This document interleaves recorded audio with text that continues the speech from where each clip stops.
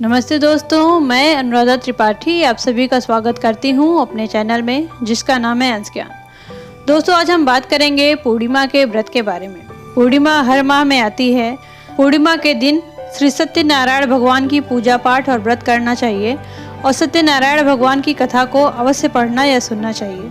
इस कथा के पूजन द्वारा ही पूर्णिमा का व्रत संपूर्ण माना जाता है।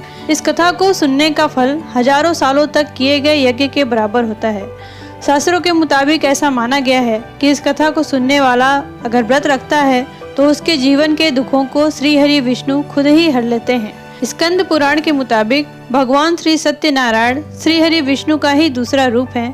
पुराणों में ऐसा माना गया है कि जिस भी स्थान पर श्री सत्यनारायण भगवान की पूजा होती है वहाँ गौरी, गणेश, नवग्रह और समस्त दिक्पाल आ जाते हैं। केले के पेड़ के नीचे अथवा घर के ब्रह्म स्थान पर पूजा करना उत्तम फल देता है। जो लोग पूर्णिमा के दिन कथा नहीं सुन पाते हैं वे कम से कम भगवान श्री सत्यनारायण का मन में ध्यान कर लें तो उन्हें विशेष लाभ होता है। दोस्तों, सिर्फ पूर्णिमा को ही नहीं, परिस्थितियों के मुताबिक किसी भी दिन कथा पढ़ी या सुनी जा सकती है। किसी भी शुभ काम से पहले या मनोकामना पूर्ण होने पर श्री सत्यनारायण व्रत की कथा सुनी जाती है। बृहस्पतिवार को कथा सुनना भी विशेष लाभकारी माना जाता है। दोस्तों, इस कथा के प्रभाव से खुशहाल जीवन, दाम्पत्य सुख, मन चाहे वर वधू, संतान जैसी समस्त मनोकामनाओं की पूर्ति होती है। अगर पैसों से जुड़ी कोई समस्या है तो ये कथा किसी संजीवनी से कम नहीं है। तो जब भी मौका मिले भगवान की कथा सुने और सुनाएं। पर दोस्तों, किसी भी पूजा या व्रत का उचित फल तभी प्राप्त होता है जब व्रत और कथा को विधि पूर्वक किया जाए। भगवान श्री सत्यनारायण की कथा की विधि क्या है ये आज मैं आगे आपको इस वीडियो में बताऊंगी। पर आगे बढ़ने से पहले मेरे चैनल को लाइक और सब्सक्राइब कर लीजिए ताकि आपको आपकी सारी समस्याओं का हल हमारे वीडियोज के माध्यम से मिल सके। तो चलिए शुरू करते हैं। दोस्तों, पूर्णिमा के दिन या जिस भी दिन आपको कथा सुननी है उस दिन सुबह उठकर स्नान आदि से निवृत्त होकर साफ सुथरा वस्त्र धारण करें और भगवान को प्रणाम करके व्रत का संकल्प लें। दोस्तों, सत्यनारायण भगवान की पूजा या कथा से पहले हमें कुछ तैयारियां करनी पड़ती हैं। अगर आप पूजा में ज़रूरत पड़ने वाली सारी सामग्रियां पहले ही एकत्र करके रख लें तो अच्छा रहता है। इसलिए पूजा के ज़रूरत की सामग्री एकत्र कर लें।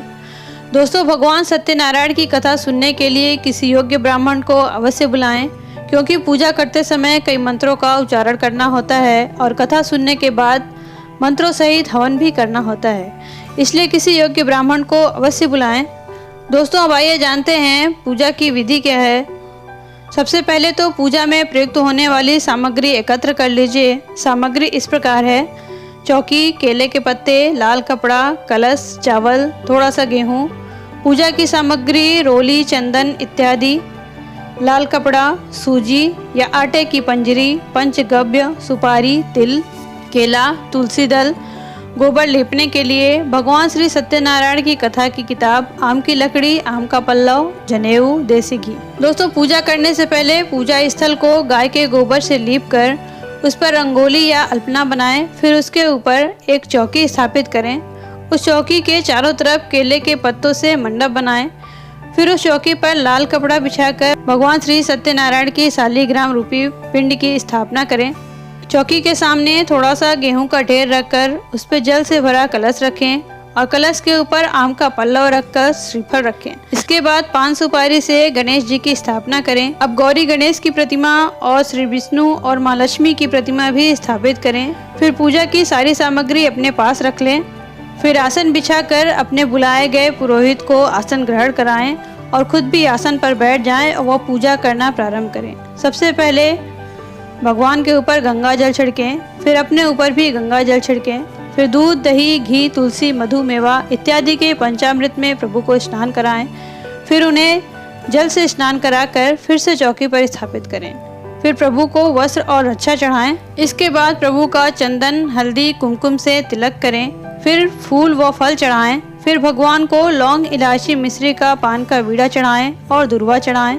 इसके बाद ब्राह्मण द्वारा पढ़े जाने वाली कथा का स्तवन करें। फिर कपूर, सुगंध और घी के दीपक से आरती करें। इसके बाद भगवान को भोग लगाएं। फिर आम की लकड़ी जलाकर देसी घी और दशांग से हवन करें।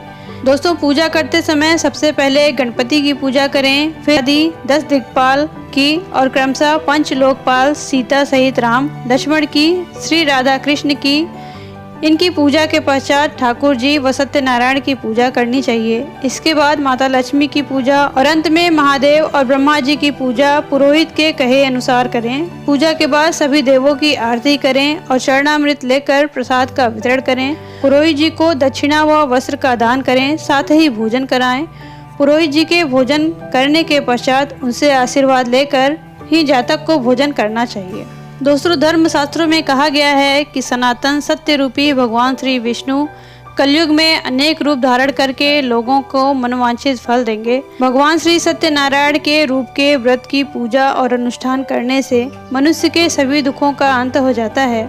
इसलिए विवाह के पहले और बाद में आयु, रक्षा और सेहत से जुड़ी समस्याओं से राहत पाने के लिए और संतान के जन्म और उसकी सफलताओं पर सत्यनारायण भगवान की कथा कराई जाती है।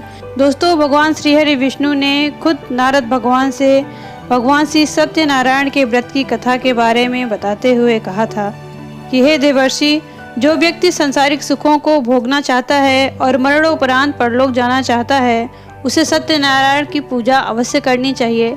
इसके बाद नारद जी ने भगवान से व्रत की विधि बताने का अनुरोध किया था। तब भगवान श्री हरि विष्णु ने कहा था, सत्यनारायण व्रत करने के लिए व्यक्ति को दिन भर उपवास करना चाहिए और सत्यनारायण व्रत पूजनकर्ता को स्नान करके कोरे अथवा धुले हुए शुद्ध वस्त्र पहनना चाहिए। माथे पर तिलक लगाएं और शुभ मुहूर्त में पूजन करें। इस हेतु शुभासन पर बैठकर पूर्व या उत्तर की ओर मुँह करके सत्यनारायण भगवान का पूजन करें। इसके पश्चात सत्यनारायण व्रत कथा का वाचन करें अथवा श्रवण करें। संध्या काल में किसी प्रकांड पंडित को बुलवाकर सत्यनारायण की कथा श्रवण करवाना चाहिए। भगवान को भोग में चरणामृत, पान, तिल, मोली, रोली, कुमकुम, फल फूल, पंचगव्य, सुपारी, दुर्वा आदि अर्पित करें। इससे श्री सत्यनारायण देव प्रसन्न होते हैं।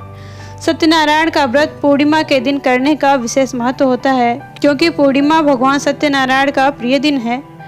इस दिन चंद्र अपनी पूर्ण कलाओं के साथ उदित होता है और पूर्ण चंद्र को अर्घ्य देने से व्यक्ति के जीवन में पूर्णता आती है।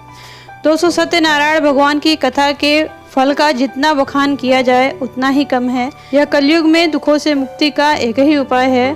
तो दोस्तों, ये तो हुई भगवान श्री सत्यनारायण के व्रत के कथा की विधि और महिमा। आज के लिए इतना ही। अगर आपको मेरा ये वीडियो पसंद आया हो तो मेरे वीडियो को प्लीज़ लाइक करें और मेरे चैनल को सब्सक्राइब करना ना भूलें और आगे के वीडियोज़ को देखने के लिए बेल आइकन को दबाएं। नमस्ते।